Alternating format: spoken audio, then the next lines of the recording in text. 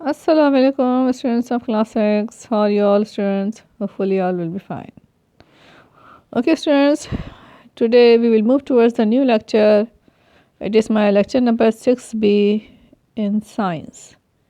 And as you know that we are studying the chapter motion and measurement of distances.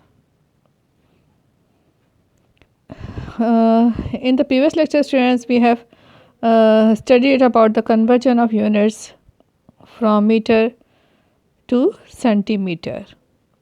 Hopefully, you all will be doing the work properly in your copies, journals, science journals. Okay. Now, our today's topic is rest and motion. Okay, student.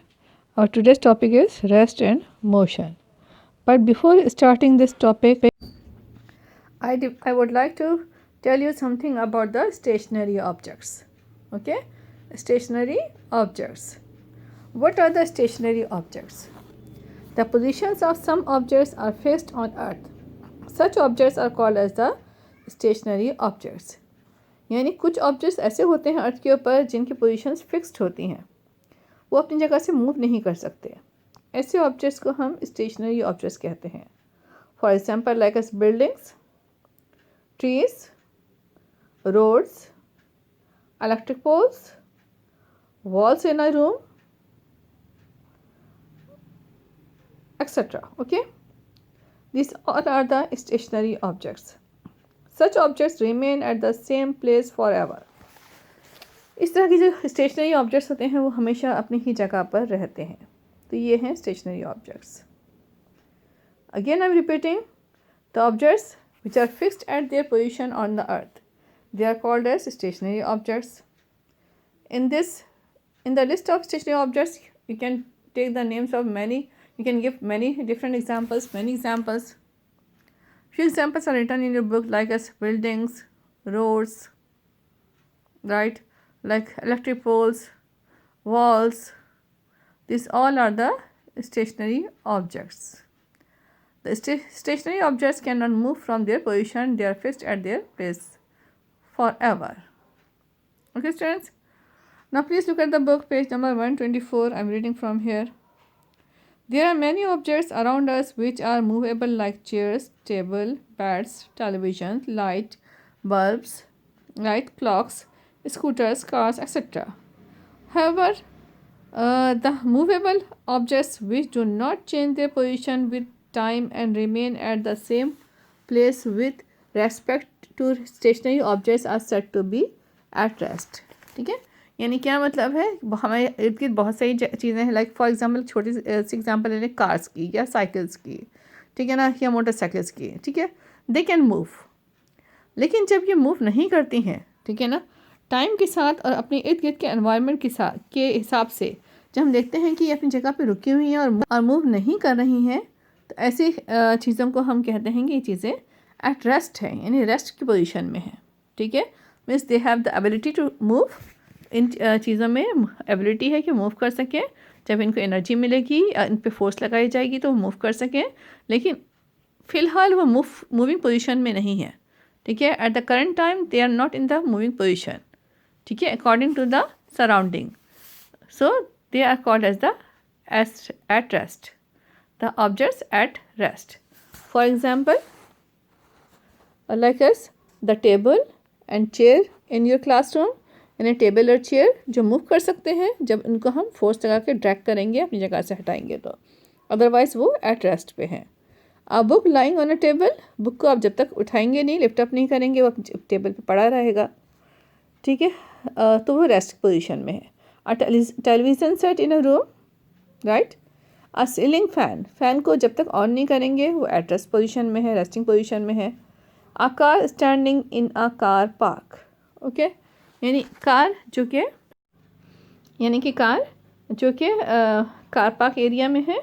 आप जब उसको drive करेंगे तो वो moving position में आएगी, otherwise जो car है वो रेस्टिंग पोजिशन में है.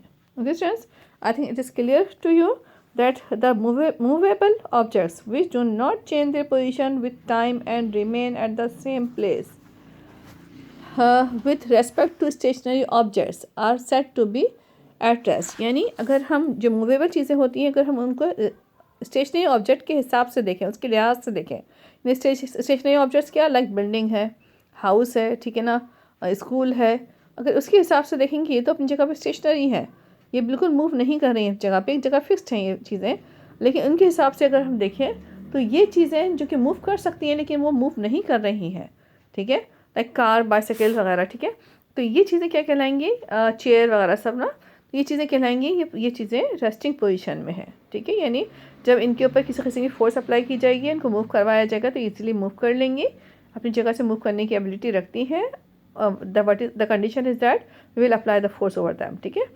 तो जब मूव कर सकती हैं ये, लेकिन अदरवाइज़ जब तक इनके ऊपर किसी किस्म के चेंज ना लाया जाए ये रेस्टिंग पोजीशन में रहेंगी, ये रेस्ट की फॉर्म में रहेंगी और ये अपनी जगह, अपनी पोजीशन, अपनी जो सराउंडिंग के हिसाब से अपनी जगह जो है वो चेंज नहीं करेंगी, right students. So that is called as the things at rest, okay. now today we are only studying about the stationary objects and we will study about the things at rest, right. Give me one more example, like जैसे book है, ठीक है ना, book को जब तक हम lift up नहीं करेंगे वो टेबल जो है वो टेबल तो है अपनी जगह पे, ठीक है, तो टेबल से जब तक हम बुक को लिफ्ट अप नहीं करेंगे वो रेस्टिंग पोजीशन पे है, या टेबल को जब तक ड्रैग करके उस जगह से नहीं हटाएंगे वो रेस्टिंग पोजीशन पे है, ठीक है। तो यानी सराउंडिंग के हिसाब से, रूम के हिसाब से, रूम की जो वॉल्स स्टेशनरी है उनके अकॉर्डिंग जो टेबल है वो एट रेस्ट पोजीशन पे है, जब इसको हम ड्रैग करेंगे तो वो अपनी पोजीशन चेंज करने की एबिलिटी भी रखता है। Okay now students, let's move towards the homework. Okay, I'm going to give you the homework. In the homework I will give you 2 questions. Okay students, in homework I'm going to give you 2 questions. The question number 1 is that what are the stationary objects? Okay students, what are the stationary objects? It is the question number it is your question for today. ये आपके पास question है आज के लिए। तो okay, I'm repeating the question. What are the stationary objects? Okay, give their examples. What are stationary objects? Give their examples. So please note down the answer at page number 124. Okay, ये heading देखिए, rest and motion. Heading आप ये नहीं डालेंगे. You will put the heading stationary objects. Right, students? You will put the heading stationary objects. Then in the answer you will write the positions of some objects are fixed on earth. Such objects are called as the stationary objects. Okay, it is a definition. In next line you will put the heading examples. ठीक है, point wise लिखना है, 1 2 3 4 5 करके examples लिखनी है आपने। Number 1 example, अच्छा you will change the line भी चेंज करेंगे। Number 1 example buildings, number 2 trees, number 3 roads, number 4 electric poles, number 5 walls in a room. Okay students, it is the answer of this question. Now please students, note down the next question. It is about the rest. Write the question. What is meant by state of rest? What is meant by state of rest? You can find this at page number 129. Okay, what is meant by state of rest? Explain it with examples. It is a question. What is meant by state of rest? Explain it with the help of examples. Please look at the page number 129 students. Look at this important definition. देखें यहाँ पे आपको 1 2 3 4 5 fifth heading है state of rest. यहाँ definition मिल जाएगी। State of rest is when there is no change in the position of an object with time. Okay, it is the definition of state of rest. Okay, अच्छा, explain it with the help of example, जो next part है इस question का। तो इसके लिए देखिए आप, please look at the page number, this one page number is okay, wait, page number is 124. Okay, on the screen you can see examples of objects at rest include, ठीक है, examples की heading डाल देगा, examples of objects of put the heading of examples, then you write next line, examples of objects at rest include, number 1 the table and chair in your classroom. Number 2, a book lying on a table. Number 3, a television set in a room. Number 4, a ceiling fan. Number 5, a car standing in a car park. Okay, these are 5 examples. You can write this example from the book, or if you want, you can give your own examples. But you have to give any 5 examples. Okay, students? कितने examples देनी है आपने? Only 5 example. First you will define state of rest.